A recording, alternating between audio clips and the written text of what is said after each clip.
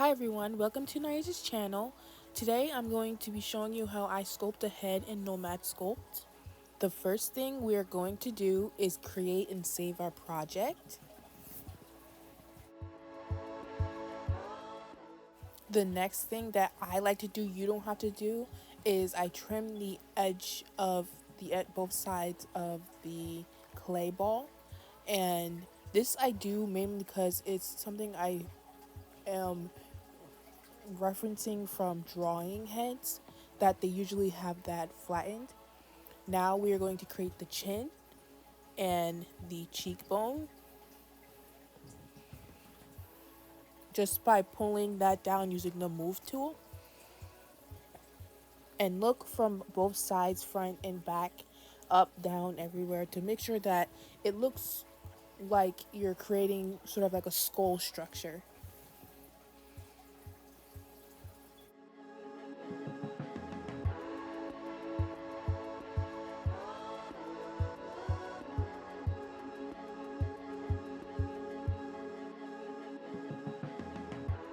Once that is complete and it's to your liking, use the smooth tool just to smooth any bumps, and then we're gonna go in and actually start making the forehead, the cheeks, and the chin.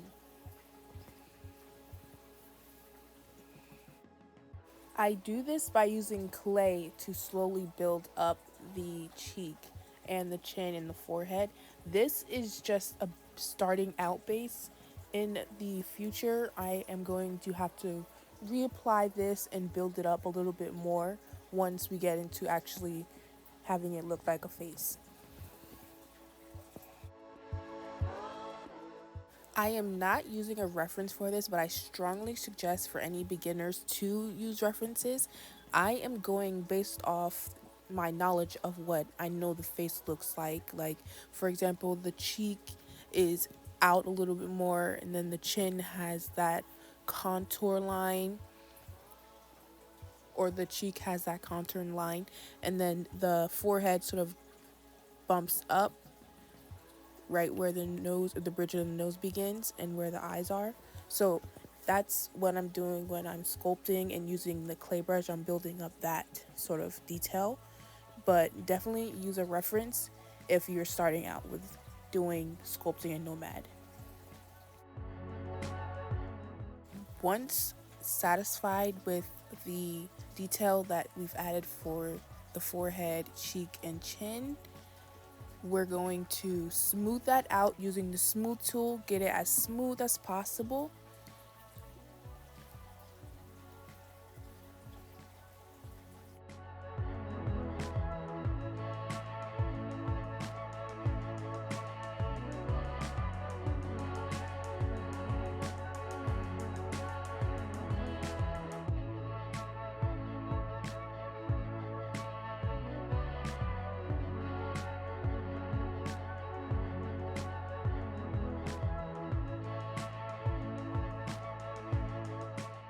When sculpting anything, I always like to start on a new layer in case I don't like what I do.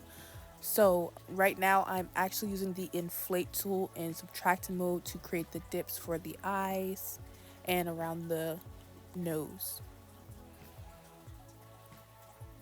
and the cheekbone.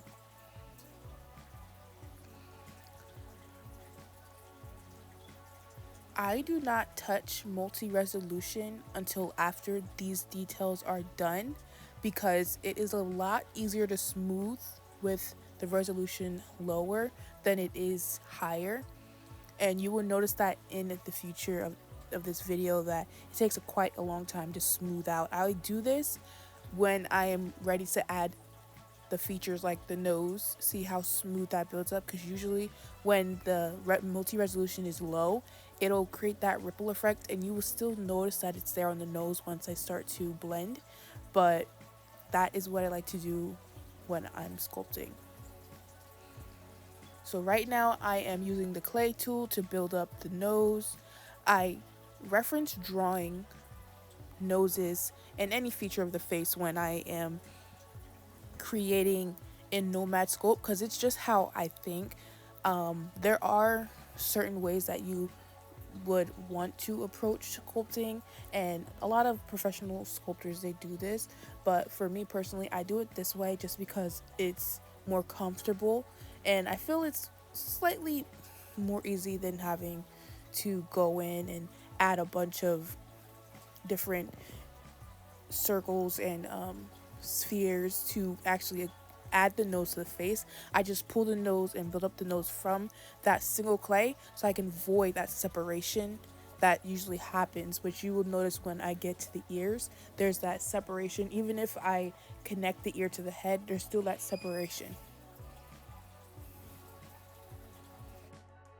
So I use the inflate tool and subtract mode to add in push up in the nostrils, and now I'm using the clay to slightly build up the side of that nostril to make it look more plump. And as I was mentioning before with the resolution, when you look at the nose, it still has that ripple. I don't want that because when I apply the skin texture, it's gonna look a little off, but as of right now, it's sort of something that I can't really fix because it will take up a lot of space on my iPad, so that for right now is okay. Now I'm going to be looking from all directions and making sure that the nose looks like it's good from the top, the side, the bottom, from the even over the forehead.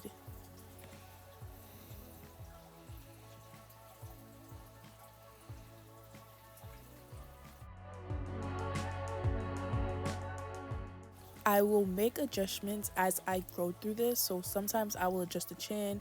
Right now I'm going to actually adjust the nose because to me it just based off preference, but if you're using a reference, do what you see in that reference. The crease tool is your best friend when it comes to adding those creases around the nose and under that little snippet that connects the nose to the top of the lip.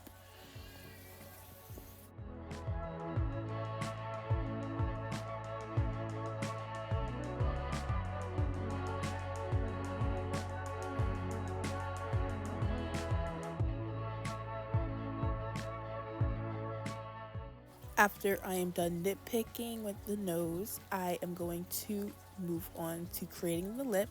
And I create the lips the same way I build the nose. I use the clay tool and I will build up the top of the lip and the bottom of the lip, and then I will use the move tool to actually pull it out and make it look like the lips are coming off the face.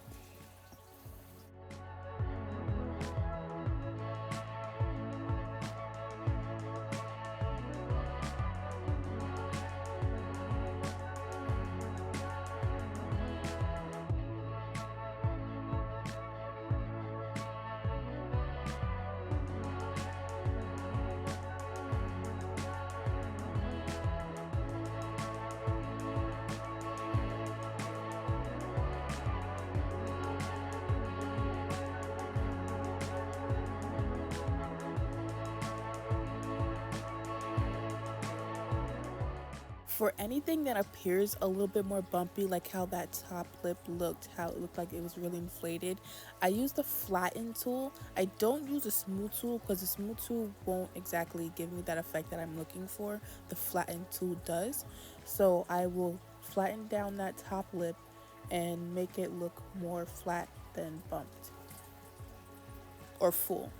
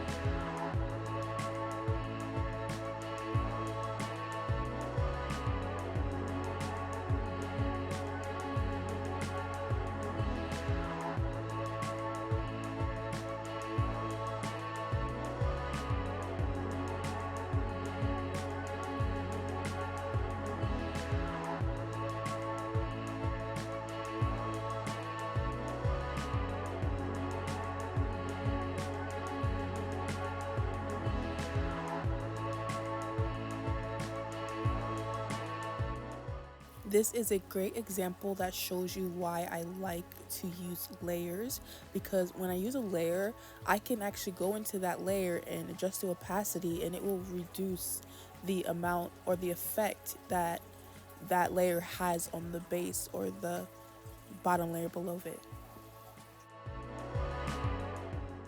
Now I am going in using the crease tool to add a little bit more detail to the lip. I'm going to make a few adjustments to the top of the lip, the side of the nose, the widow's peak. No, not widow's peak. That's called Cupid's bow. I don't know what it's called. But yes, I'm going to make those adjustments. And once that is done, we're going to move on to creating the eyes.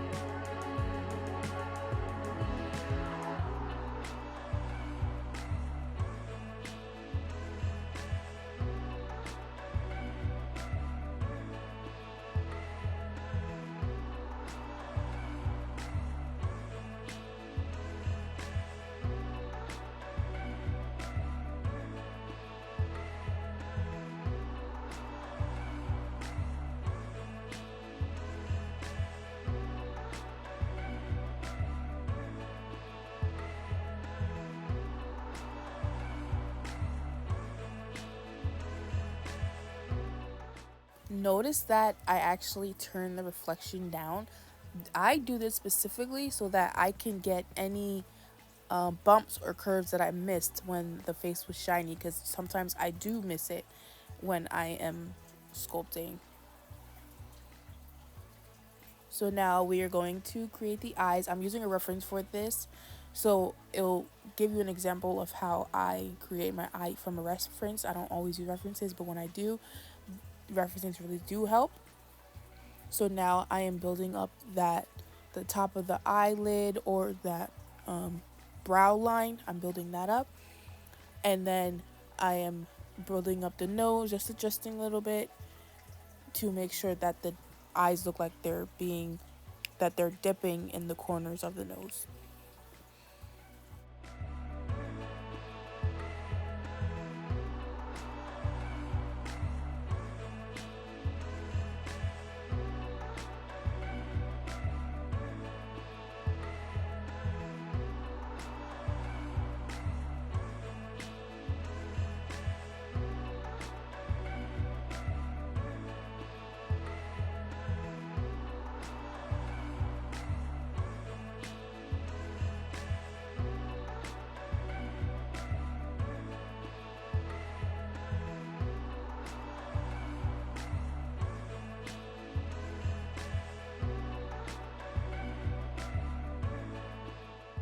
That is complete. I am going to insert spheres for the eyes, and I make sure I turn the mirror tool so I don't have to go back and duplicate this entire process on the other side.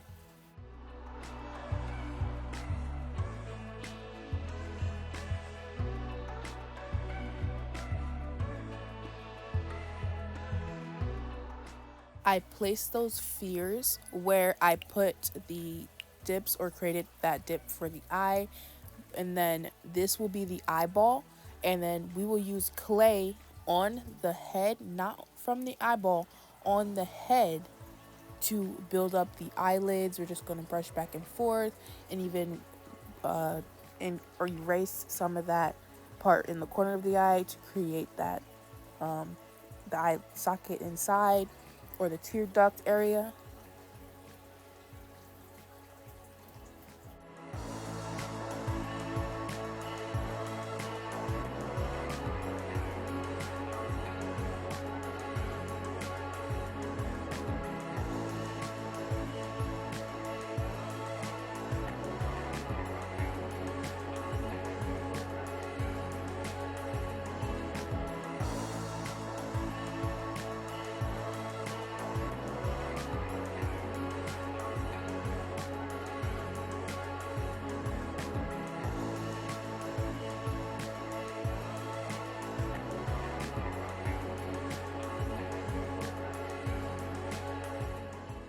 I go back and forth between the reference, and I use the tools, crease tool, the clay tool, and even the flatten tool to create that eyelid.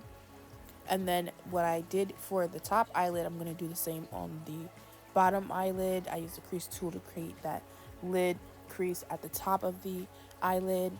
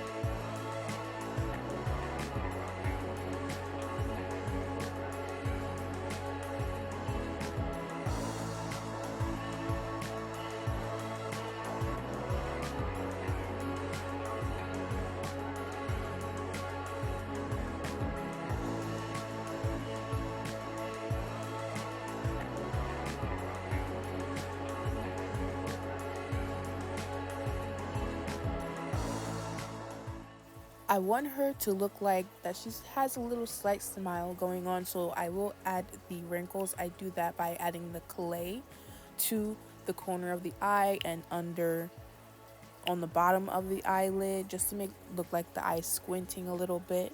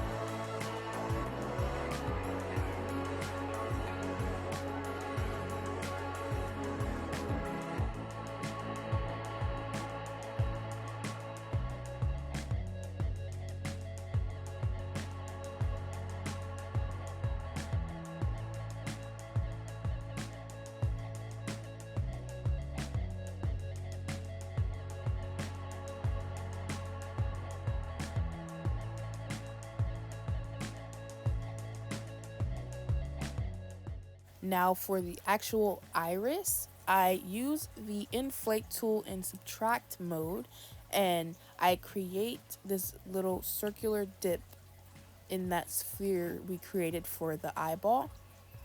And then I'm going to get out of subtract mode and create the little pupil.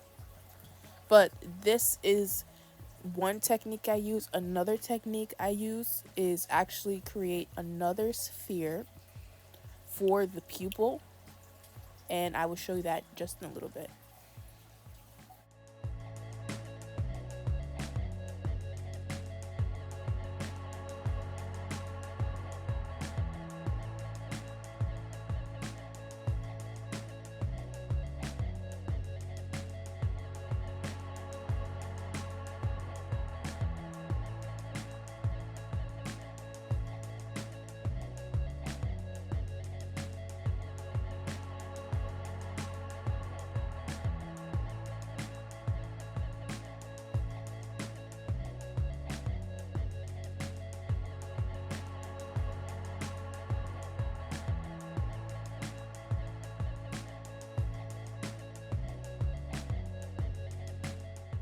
This sort of technique is like how the reference is. This the reference that I'm using is of an actual sculpt face. So see how the pupil looks like it's bumped like that?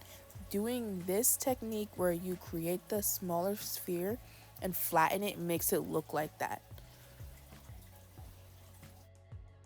Once that is done, I'm doing the same thing for the iris. I just clone those pupils I just made and make that circle larger for the iris and adjust it a little bit so that it fits in that dip we created in the eyeball.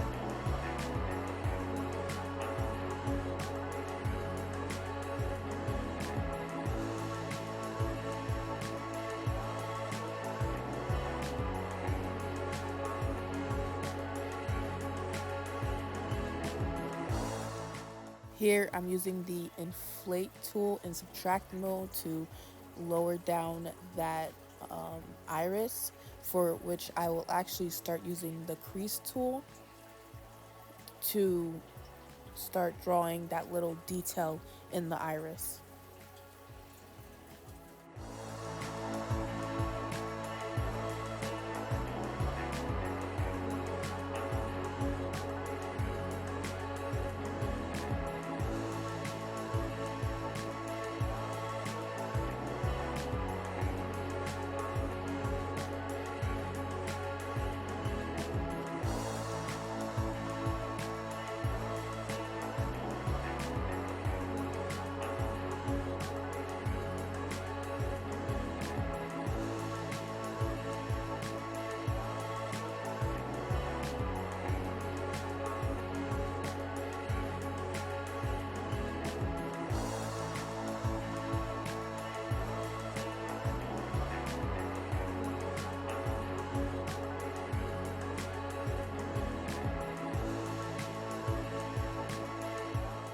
Once that is done, I'm gonna go ahead and go into my layers, and or not the layers on the right, the layers on the left, and I'm going to pick my pupils and pull them forward.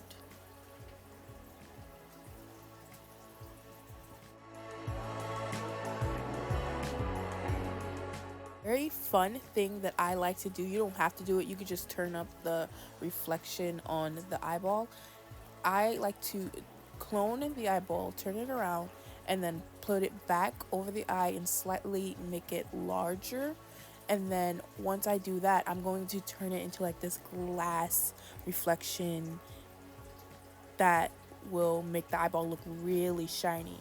And by doing this, I turn the material into refraction, and I turn up the reflectance.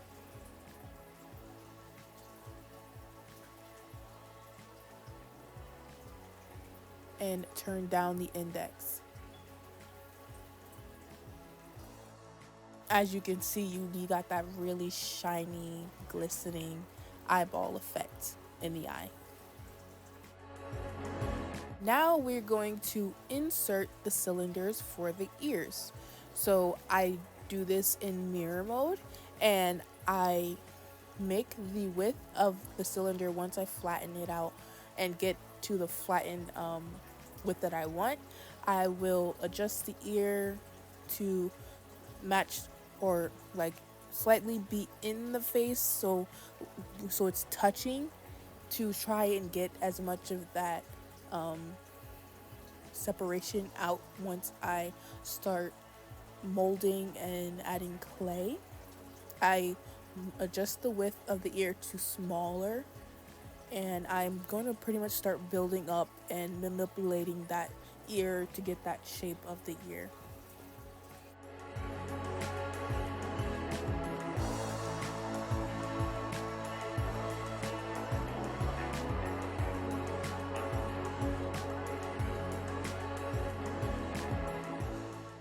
I smooth out the edge of that cylinder, and then I'm going to use the clay tool and the move tool to start building up the ear and adjusting and making the ear shape.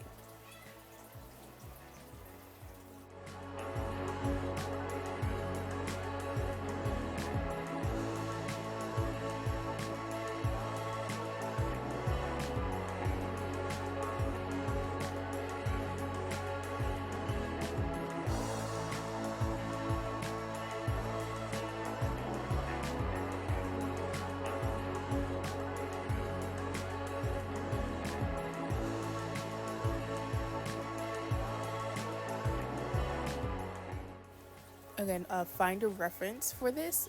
I just go off the basic knowledge of what I know from the ear. So the ear has that inflated top, or that hooks over on the top, and then you have this sort of like Y deformed shape inside the ear. The earlobe is plushy and fluffy, so I'll create that as well, and I will keep building up until I get to my desired look. Again, this is just how I work. You can use a reference that will actually help you probably do this a lot easier.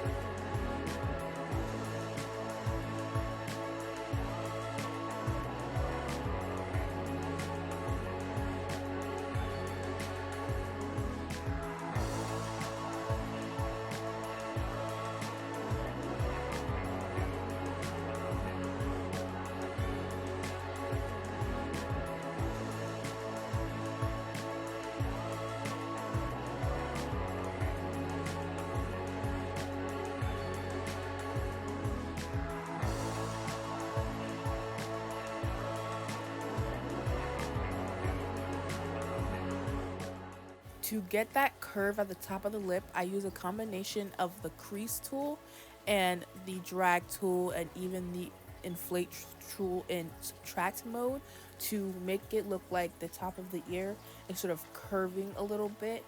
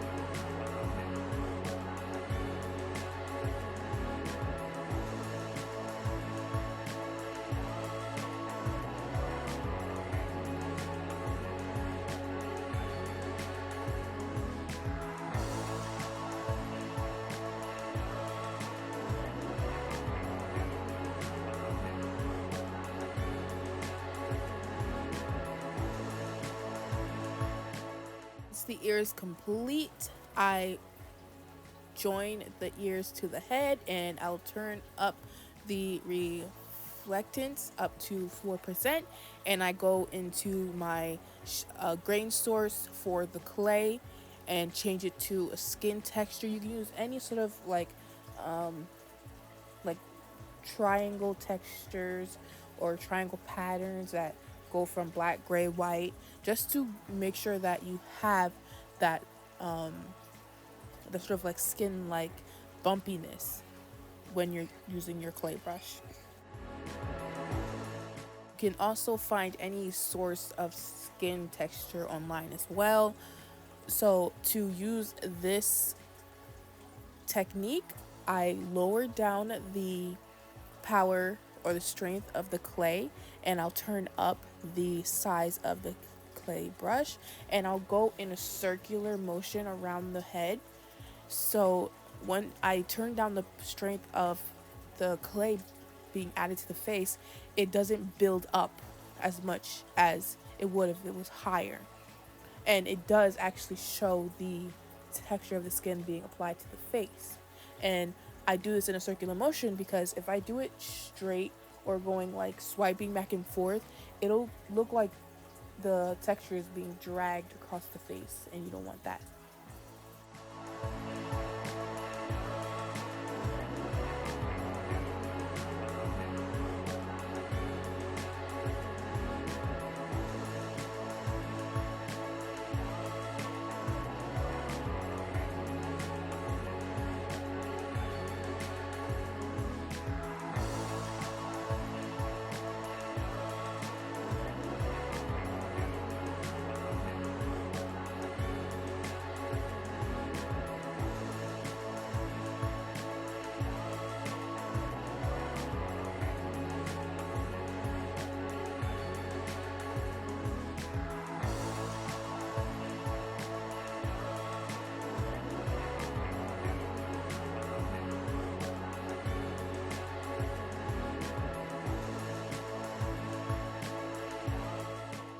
Once that is all done, you have your highly texturized face.